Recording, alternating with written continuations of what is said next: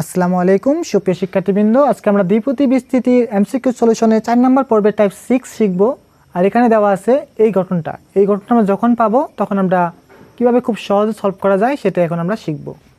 তো গঠনটা হলো, প্রথমে একটা ধ্রুবক পদ থাকবে, তারপরে একটা চলক, এর উপরে কোনো পাওয়ার থাকবে না, মানে কি 1 থাকবে। আর দ্বিতীয় ক্ষেত্রে দ্বিতীয় যে দ্বিপদী থাকবে, এই প্রথম পদ ধ্রুবক, পরে একটা চলক যুক্ত, তার উপরে কি একটা পাওয়ার থাকবে। তো এই গঠন পেলে আমরা এই প্রথম পদ যে থাকবে এটাকে আমরা ক্লোজ রাখবো, আর বাকি পদটাকে মাত্র 2 পদ পর্যন্ত বিস্তৃতি করব, মাত্র 2 পদ পর্যন্ত। আপনাদের যেহেতু এক্সের সহগ পর্যন্তই চাই, তাই 2 পদ।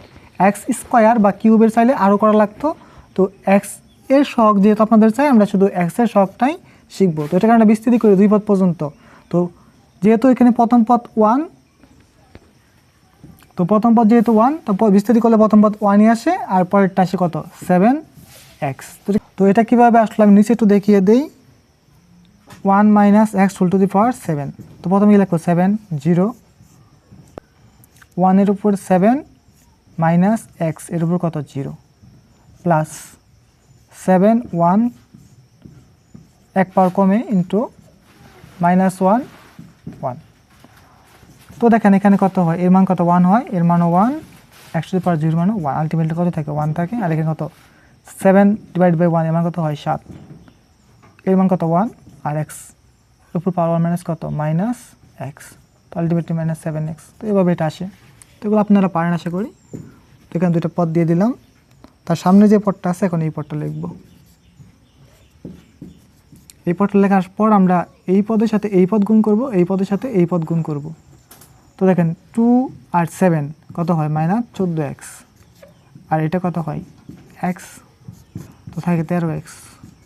তো এক্সের সহগ কত -13, এটাই কি আনসার। তো এখন 2 নাম্বারটা সলভ করব। 2 নাম্বারটা সলভ দেওয়া আছে কোশ্চেনটা, এই কোশ্চেনে এক্সের সহগ জানতে চাইছে। তো এটা আমরা কোনো কাজ করব না, এটা আমরা এমনি লিখবো। আর এটাকে আমরা 2 পদ পর্যন্ত বিস্তৃতি করব। তো প্রথম পদ তো 1ই হবে, আর দ্বিতীয় পদ কত হবে, এখানে কত 5, যেহেতু এখানে কোনো কিছু নেই তার মানে কি 5x হবে, -5x। তো এর সাথে আমরা গুণ করব, এর সাথে আমরা এইটা গুণ করব, তো কত হয় -5x প্লাস x, তো -4x। তাহলে x এর সহগ কত -4, এটাই অ্যান্সার। আর লাস্টেরটা আমরা প্রথম পদটা কোনো কাজ করব না, এমনি রাখবো। আর দ্বিতীয় পদকে 2 পদ পর্যন্ত বিস্তৃতি করবো, এটাকে 2 পর্যন্ত বিস্তৃতি করলে কত হয়, প্রথম পদ 1 হয়, দ্বিতীয় পদ এত x হয়। তো এর সাথে আমরা এর গুণ করব, এর সাথে আমরা এর গুণ করব, কত হয় 3 8 -24x প্লাস x, তো কত হয় -23x। তো x এর সহগ কত -23, এটাই কি আনসার। এভাবে খুব সহজ এগুলো সলভ করা যায়। এখন আমরা টাইপ 8 শিখব। টাইপ 8-এ মূলত এরকম গঠন, NC(x) = NC(y) হলে n = কত।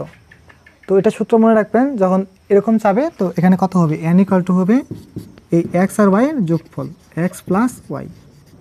তো দেখেন এখানে দুটো কোশ্চেন দেওয়া আছে, NC3 = NC4 হলে n কত। তো n কত হবে, এই দুইটা যোগফল হবে 3 + 4 7। তো এখানে কত NC2 = NC5 হলে n কত, n কত হবে, দুইটা যোগফল হবে n = 7। তো খুব সহজেই এগুলো এভাবে সলভ করা যায়। এখন টাইপ 9। টাইপ 9 হলো মধ্যপদ নির্ণয়। তো প্রথম পর্বে আমরা মধ্যপদ জোড় হলে হয় একটা আর বিজোড় হলে হয় দুইটা, এটা শিখছিলাম। আর পরবর্তী লেকচারে আমরা শিখছিলাম কিভাবে পদগুলা নির্ণয় করা হয়। তো এখানে কততম পদ মধ্যপদ হবে সেটা বের করবেন, এবং আমরা পদ সংখ্যা বের করছিলাম ওভাবে পদগুলা বের করবেন। আশা করি এগুলো আপনারা পারবেন।